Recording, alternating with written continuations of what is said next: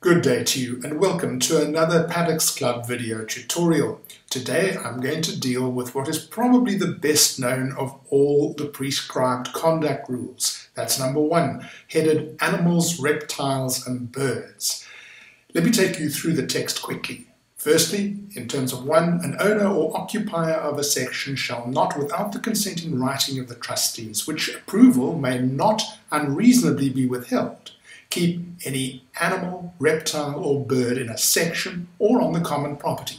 Number 2 says, when granting such approval, the trustees may prescribe any reasonable conditions. And the third section reads, the trustees may withdraw such approval in the event of any breach of any condition prescribed in terms of subrule 2. So let's look at this. The rule can be altered by the developer on the opening of the sectional title register. Thereafter, the body corporate can alter it by special resolution, and it's not at all unusual to find that this rule has in fact been altered for a particular scheme. Check that one out.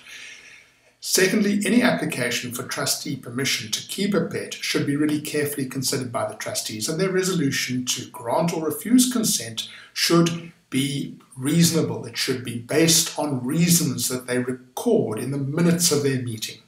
And this will illustrate that they have applied their minds to the particular decision and to those circumstances.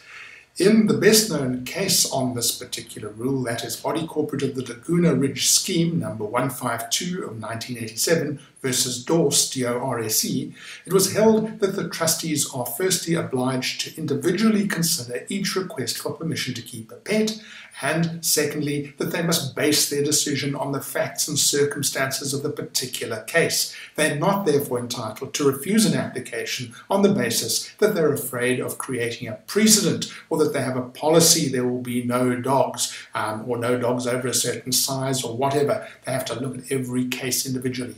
In this particular case, the trustees were found to have been grossly unreasonable, and they were held to have failed to apply their mind at all when they refused a lady permission to keep a small dog, one that she used to carry around in a handbag and which it was agreed never in fact touched the ground.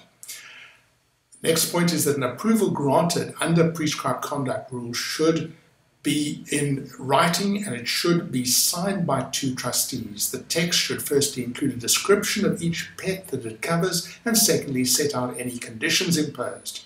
Where there are conditions imposed, it is suggested that the trustees should make their consent conditional on the owner or occupier agreeing in writing to those conditions, and that the pets should not be allowed into the scheme until the body corporate is in possession of a written confirmation of that agreement signed by the owner or occupier.